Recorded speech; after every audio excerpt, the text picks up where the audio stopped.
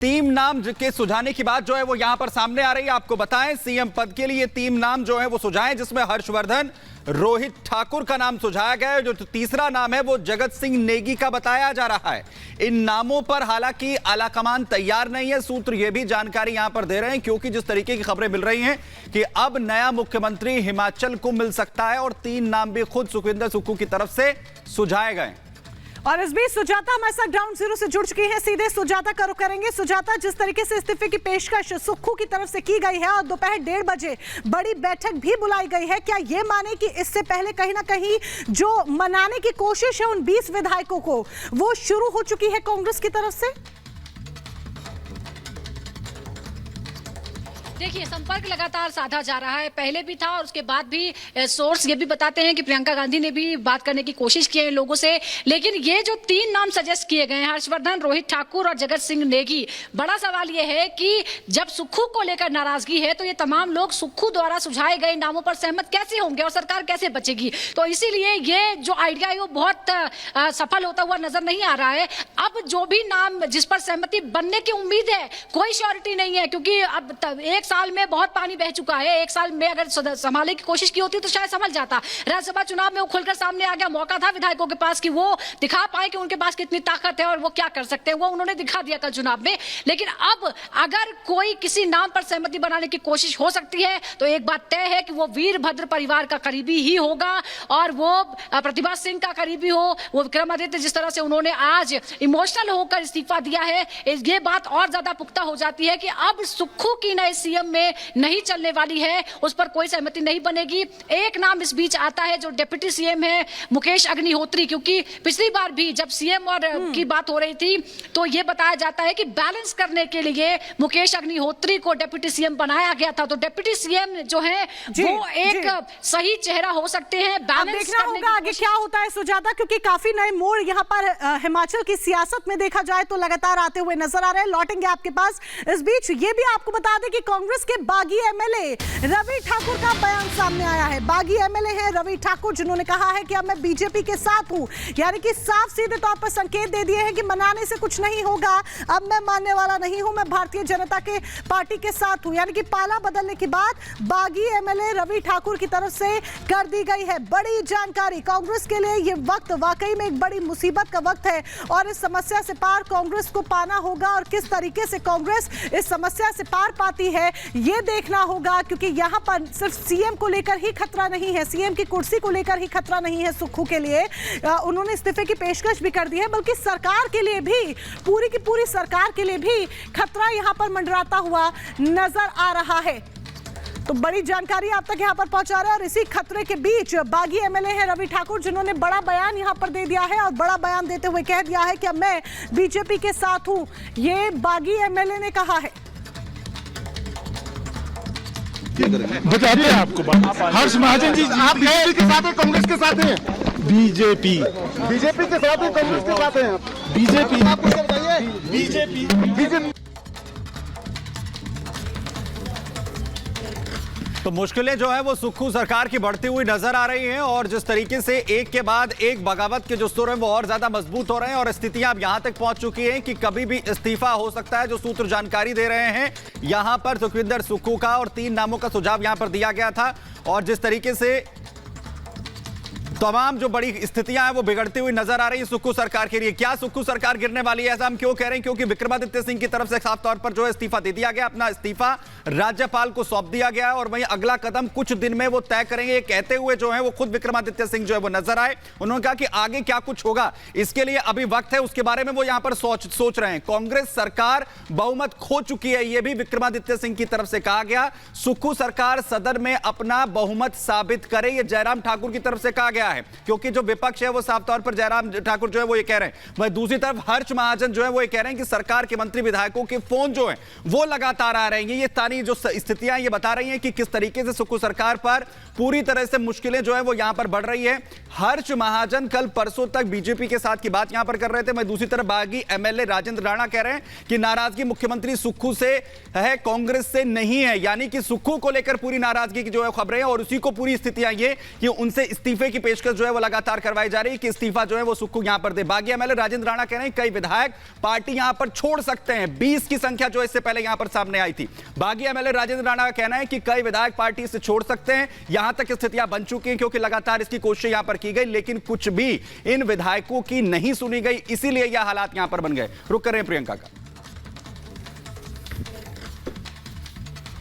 और इसी बीच अगली बड़ी खबर आपको बता दें, हिमाचल विधानसभा के अंदर हंगामे को लेकर खबर मिल रही है। बीजेपी विधायकों की मार्शलों से बहस तक हुई है। जयराम ठाकुर के साथ धक्का मुक्की की खबर भी मिल रही है।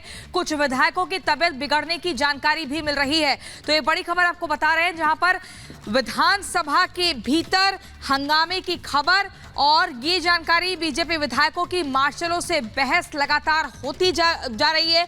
जयराम ठाकुर के साथ धक्का मुक्की की भी खबर है। कुछ विधायकों की तबीयत बिगड़ने की भी जानकारी मिल रही है। और इस खबर पर सुजाता हमारे साथ जुड़ गई हैं।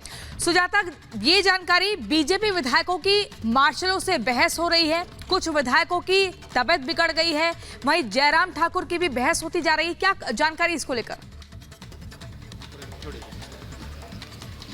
बिल्कुल, देखिए सुबह से ही ऐसा ही टकराव की स्थिति बनी हुई है, क्योंकि कल जिस तरह से बीजेपी ने तेजी दिखाई, गवर्नर से, स्पीकर से मुलाकात कर ली और सीधे कह दिया कि ये सरकार अल्पमत में आ चुकी है और बजट पास कराना भी इसके बस का नहीं है और बजट के लिए वोटिंग कराने की जरूरत है। उसके बाद हंगामा शुरू हो गया। हालांकि पूरे बजट सत्र के दौरान ही हंगामा लगातार हो रहा था। पिछले दिनों तो प्लेकार्ड लेकर भी हंगामा हुआ था और तभी से ये कार्रवाई चल रही थी। उसके बाद अब जो है वो कार्रवाई होती है और सभी को 15 जो विधायक हैं बीजेपी के, उन्हें निलंबित कर दिया जाता है, जिसमें बीजेपी के जो सदन के नेता है जयराम ठाकुर, वो भी शामिल थे। उनको अब कहा जाता है आप बाहर निकल जाइए, वो बाहर नहीं निकलते हैं। उसके बाद वो मौन प्रदर्शन करने लगते हैं। जब कार्यवाही स्थगित कर दी जाती है तब भी वो अंदर बैठे होते हैं। बहुत देर पहले ही मार्शल्स को कह दिया गया था, लेकिन मार्शल्स से तब तक वो आराम से बैठे रहे। उन्होंने कोई हंगामा नहीं किया, उन्होंने शांतिपूर्ण धरना देने की कोशिश की, लेकिन अब उन्हें जबरन बाहर निकालने की कोशिश हो रही है। इस तरह की जानकारियां और तस्वीरें अंदर से सामने आ रही हैं जी, क्योंकि जी ये माफ कीजिएगा। बिल्कुल सुजाता, चलिए लौटेंगे आपके पास। जिस तरीके से आप बड़ी अपडेट दे रही है कि किस तरह के समीकरण अभी फिलहाल बनते हुए नजर आ रहे हैं, देखा जाए तो इस बीच ये भी बड़ी जानकारी आपको दे दें कि हिमाचल प्रदेश में ये नए समीकरण जो बन रहे हैं वो सरकार के लिए बहुत बड़ा खतरा है, क्योंकि कांग्रेस के साथ खेला हुआ है। बहुमत के बावजूद विधायक हाथ का साथ छोड़ कमल के पास जा रहे हैं और सुक्खू के ऊपर तो सत्ता बचाने की सबसे बड़ी चुनौती आ गई है। इस बीच सुक्खू ने जहां इस्तीफे की पेशकश की है तो गाज बीजेपी विधायकों पर भी गिरी है, क्योंकि 15 बीजेपी विधायक सस्पेंड कर दिए गए हैं। रिपोर्ट देखिए। जो विधायकों के साथ कहीं ना कहीं अनदेखी हुई है, विधायकों की आवाज को दबाने की कोशिश की गई है। सरकार को सत्ता में रहने का कोई अधिकार नहीं है। हमारे पास फुल मेजॉरिटी है और वी विल प्रूव दैट।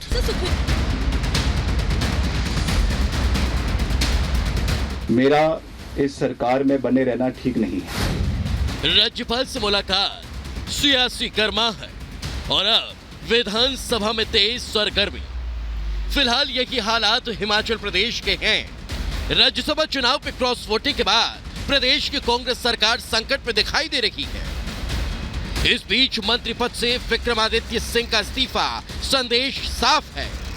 जो विधायकों के साथ कहीं ना कहीं अनदेखी हुई है, कहीं ना कहीं जो विधायकों की आवाज को दबाने की कोशिश की गई है, आज उसका परिणाम है कि हम इस कगार के ऊपर जो है वो खड़े हुए हैं। घटनाक्रम जो घटित हुई है सब वहां पर, उसमें अगर हम देखें तो वर्तमान में कांग्रेस की सरकार को सत्ता में रहने का कोई अधिकार नहीं है। दूसरी पार्टी में वही लोग रह गए जो जिनको कोई और नहीं लेगा, किसी पार्टी में लेने चाहते हैं, और जो अच्छे अच्छे लीडर हैं वो सारा अब भारतीय जनता पार्टी की और ही देख रही है। सुक्खू को सत्ता में रहने का हक नहीं, बीजेपी ऐसे की नहीं कह रही है।